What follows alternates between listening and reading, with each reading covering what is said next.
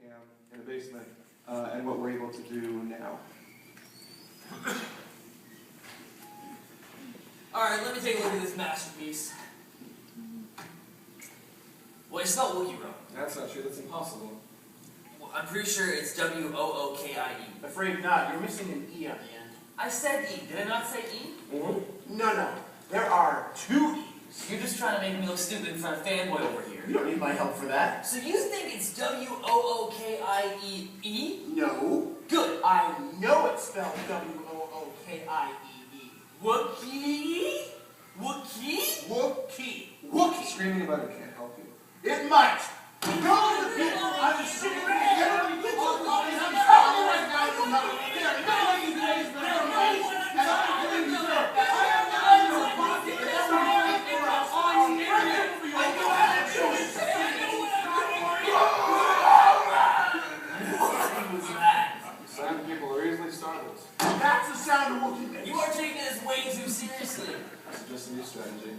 Let the Wookiee win. Or we could look it up on Wikipedia. What's that? Oh, looks like Mr. Know-It-All doesn't know about Wikipedia. Wikipedia. The internet's not working. Why don't you go ahead and add an extra E in there? Thanks. Okay, here we go.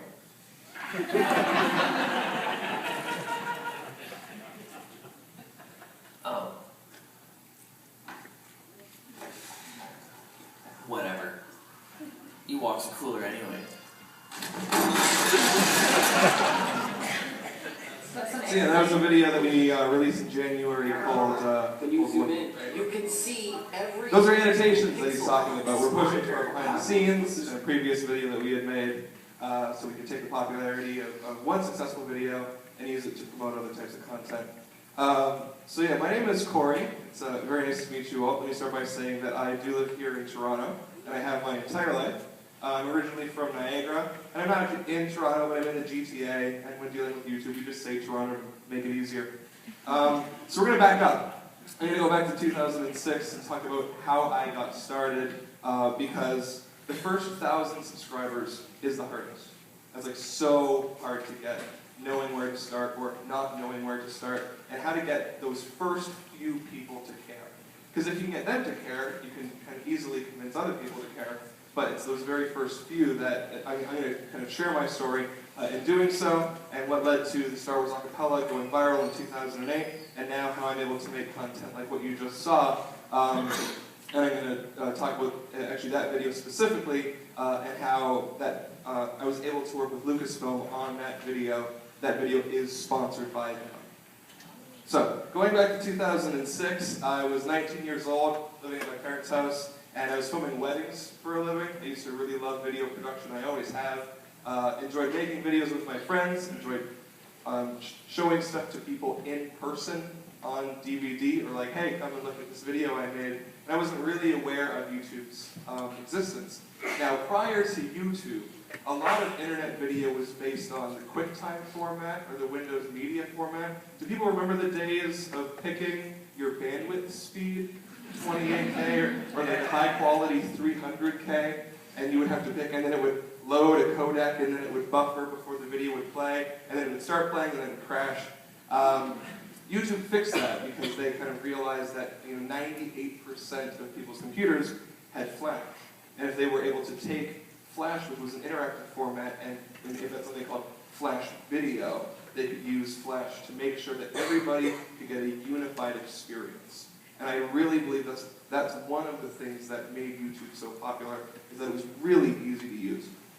So anyways, as far as my story goes, I was playing with the cameras of the company that I worked with. Like I said, we were filming weddings, and I wanted to shoot something and look at the quality as we had just gotten an HD web camera. The problem was the video that I wanted to show, just test footage, just playing around, I wanted to send to somebody who wasn't in the same city as me, as my friend JJ, who lived in Hamilton. And so he wasn't able to come over, and I tried sending him the file through MSN Messenger, which most of us used to use, not anymore, and the file kept failing, so he goes, why don't you upload it somewhere? And I uploaded it to YouTube, specifically to show him. Didn't know anything about YouTube, created my account, logged in, hit upload. Now, I'm somewhat OCD, and then I saw all of these options on give it a title, give it a description, give it tags, and me just filling that out literally was the first steps to changing my life and having YouTube dominate my destiny forever. So I filled out the title, and I titled the video, I put in the description. It offered, I think you could have like a couple hundred characters, and I just kind of quickly said what it was, tags, and I did everything, put it in a category, and the video that I was uploading was me in my parents' basement dancing. Because I wanted the camera to be on a tripod, I needed something that had movement so I could check the visual quality of the camera, and I didn't have anything else to film other than myself, so I hit record, ran in front of the camera, and I danced. So I uploaded the video, he was my first view, and I went to bed. I woke up the next morning, the video had 500 views, which was pretty surprising. Like there's 500 people in the room right now, while, watching my dance video. Oops. And so there was a couple comments. There was like, this is great. This sucks. Go kill yourself, or make more. And so I tried to focus on the positive comments. I was like, wow, I'm just shocked that people have commented at all. And 2 or 3 people had subscribed to me. I'm like, well, this is incredible. So because somebody had said, make more, I'm like, yes, of course, I will do that for you. And so I went and I filmed more videos for that one person, just a complete stranger who lives somewhere in the world, and I put up another video, another dancing video. So then I got more comments as it slowly started to catch on. We're just talking about a couple hundred views, when somebody left a comment saying, I wish I could dance. Could you teach me how to dance? And I was like, sure. So I went to the basement and I put the camera and I hit record and I got in front of the camera and I explained the dance of the video that I already did. 1 year later, that video had about 4 million views. Because it was instructional, because it was free, and I think I'm literally giving people exactly what they wanted. Now that's a niche market, dancing, instructional how to dance videos. But at the time, so it was summer, and so I think dance was really catching on. It was right timing, it was a lot of luck, but it was engaging with the audience, it was in talking with people that I was able to build that first little community of people who were interested in seeing my dance videos and my instructional how to dance videos. To this day, now, just to jump forward in time, that first how to dance video that I made has 7 million views. I have about 15 how to dance videos, all of them are in the millions. But going back, I realized pretty quickly that I didn't want to be a dancer on YouTube. In fact, that was never part of the plan. I didn't want to be this dance instructor on YouTube. I'm going to teach the world how to dance. My passion was in filmmaking. So I had this really interesting dilemma in that I had made something that was doing really well, and I didn't actually love it all that much. It was me fooling around. It was me being silly. It happened to work. But it's not where I wanted to be. So I started getting into short form content. What I really wanted to do was make skits and short films. So I did. I made a couple skits with my friends, and they didn't do as well. But because those subscribers were there, they did check it out. And some of them were unhappy. Some of them were like, hey, just keep making dance videos. But then I started attracting a new audience, and that new audience came in and said, hey, we really loved the skits. They weren't even aware of the dance videos. And I could use those subscribers to get the initial traffic. And then ask people, hey, please share them. And over my first year on YouTube, I got a couple million views.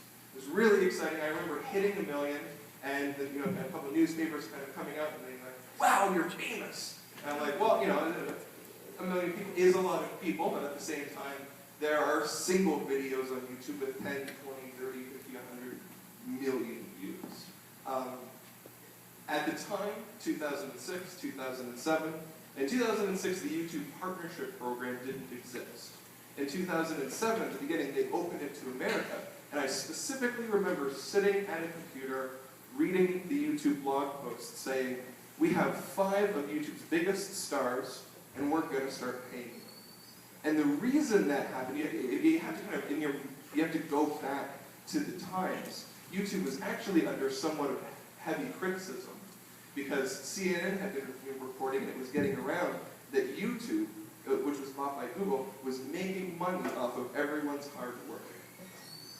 And they started getting a little bit of bad press. Not a lot, but Google kind of made a public announcement, hey, we're going to start sharing our revenue with people. We're going to start, giving these 5 huge partners some money for their hard work.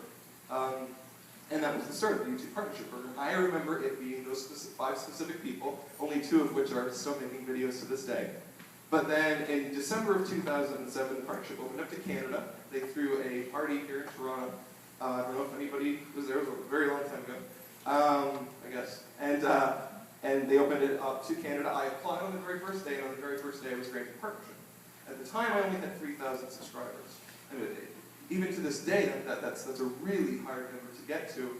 It seems small and big. It's really hard to quantify that. The value of a subscriber, or how hard or how lucky it is to get there. However, at this point, my first month on the YouTube Partnership Program, I'm not supposed to say this, but I don't work at Google, so it's okay. I made $3. Sorry. My second month, I made $20. And I'm like, yeah. So I went to my dad, and I'm like, yeah, I got $20. And he's like, hey, do you have a check? And I'm like, well, they don't give you a check until you make 100. So we got to wait a couple months, and then I'll get, $100 check. And it did. I made $20 a month off of my How to Dance videos. And eventually I got my first check. And it was really exciting to have a check from Google, $100, showed it to my parents. I was really proud. There we go. Not something for me to put my job over. Now I have a YouTube video and a story that I'm not really going to touch on right now just for the sake of time. It is called My YouTube Story with the subtitle, YouTube Saved My Life. Unrelated to this, in the summer of 2008, I hit a situation where I had to move out of my parents' house, and I didn't have a place to go. To tell it to you really quick, I ended up homeless in Hamilton, applying for welfare. It was a pretty crappy situation, and I do have a video that gets into a lot more detail, but I wasn't making literally any money, and I was staying on friends' couches, staying at homeless shelters, and borrowing food from people. While that was happening, I kept making YouTube videos. I never stopped. And that was something that was really important to me because even at a time when I didn't have a job, I'm still making $20 a month off of YouTube, and that's more than I'm making anywhere else. And I had a community of people who really seemed to care about me and the types of videos that I was making. I could, even while having nothing, make a video, put it on YouTube, and have a couple thousand people see it and reply. And that won't keep you warm at night, but there's something inside of you that feels pretty good. It was actually while I had nowhere to live that, with a webcam in the basement of a friend's house, I recorded the Star Wars color video that you guys just saw a clip of. I uploaded that video, I edited it that night, I uploaded it in October of 2008, and the first day it got 30,000 views. And then on the next day, Lucasfilm featured it on the official Star Wars blog. A couple days later, YouTube Canada featured it on YouTube Canada's homepage, back when they would just feature videos and say, hey, watch this. And it got to 300,000 views. Then 3 days later, YouTube featured it worldwide in every country on the planet. That day, it got 2 million views. The next day, my phone wouldn't stop ringing. It was NBC, Universal, HBO, CNN, Lucasfilm. It was like a light switch. It was instant. Everybody wanted a piece of the video. People wanted to license the video. People wanted to promote the video. People wanted a new version of something, or me to appear in something. And I'm not supposed to say this, but I'm going to. That month, just off of YouTube, I made $10,000. And that's not a number that I share often. You can say whatever you want. Good. All right. There's some non-disclosure that I signed at some point one day that I'm not supposed to share with how much you make off of a CPM. But however many views I got in that month, I made 10 grand. At the time, YouTube took 2 months to pay you. So I was still homeless. Looking at a Google AdSense bank account saying they owe me 10 grand, it's October, we'll give it to you in January. So I went to some friends and I'm like, I have money, I promise. Can I borrow some? I have to go to LA. And some of my friends wouldn't even believe me. On my birthday, December 7th of 2008, CBS CBS, not CBC, nominated the video for a People's Choice Award, contacted me, told me to come to the People's Choice Awards in January of 2009, come be on the red carpet for the Internet Video category as one of the top 5 Internet videos of the year. So even, again, before YouTube paid me, because they paid me at the end of January, I borrowed money from my father, flew to LA, and even though I was homeless, I borrowed a suit and I was on the red carpet with every celebrity in America. It was pretty incredible. I did end up licensing the video to NBC Universal to play as a television commercial in Italy, and again, sharing numbers, I got $50,000 just so they could use 30 seconds for 3 months. Coming from literally 6 months of homelessness. What I didn't want was to be a one-hit wonder. What I didn't want was to have that video do well, and that be my shining story, and I make the money I make, suck it dry, overexpose it, and then eventually have to go get a job at Best Buy. Which would have been great. But I took that money and I spent it on purchasing video gear. I spent it on working with some of my friends. I spent it on making the types of videos that I had always wanted to make. Using the money to fund the videos, to put it back into the videos, to very carefully budget and carefully travel and very carefully work with my friends. Basically, I got an upstart from YouTube and they didn't even really know it. I got that initial investment of right around 50 grand. And I mean, I'm very, very lucky. Please don't get me wrong. I'm absolutely so grateful to YouTube. Which is why the video that tells the story in way too much detail is called YouTube Saved My Life. But that was 2008, 2009, and I'm very lucky enough that I'm still able to do that today. In fact, not only have I lived off of YouTube since the Star Wars acapella video went viral, now 15 of my friends, staff, and colleagues also live 100% off of the money that we're generating off of YouTube. So an individual story of making videos by yourself and the luck of virality, I haven't had a video that's done as well since. It's not an easily replicatable format. It's not something that we just keep popping up the same thing and we're getting millions of views. It's more similar to the annotations at the end. You take your one success, you take something that people really like. But again, Star Wars, singing a cappella songs about Star Wars isn't really what I wanted to be doing, just like dancing. I wanted to be making skits and short films. So that's something that we put a lot of time and effort into, and every video has a different story. The video that you saw, Wookiee, that we played with Tim Deegan and my friend Jimmy, that video, we were very lucky to get a sponsorship from Lucasfilm. In it, Tim Deegan is playing a Star Wars app on his cell phone, and LucasArts paid very generously to have that product placement there. That's how we're able to generate a business around YouTube, around product placement, around sponsorships, advertising, around me speaking, around consulting. And now we are in a position where I was very lucky to be able to hire some of my friends. And we've done it in a very standard production model. We have a pre-production team, we have 3 writers, we have our shooters, our lighters, our grips, our directors, we do all of our own post-production, we do all of our own music creation. And we've hired people here in Toronto, even people that I don't know other than needing more for the staff, to be able to put people to work 100% of the time doing only YouTube content. The best part about it is being able to do exactly what we want. The people that we're working with are really excited to not be working in television. They don't want to work in television, they don't want to work in film, they don't want to work for big studios or big agencies because that's where you have no control. Especially in Canada, and I'm not going to comment on the quality of a lot of Canadian media, but it's so finely controlled and you're only allowed doing so much and you can only get a grant if you follow X, Y, and Z, and then it's really hard to get the funding for this and blah, blah, blah. Whereas we could wake up in the morning, grab a camera, record whatever we want, and upload it, and hundreds or thousands or tens of thousands of people will see it, depending on the success of the video.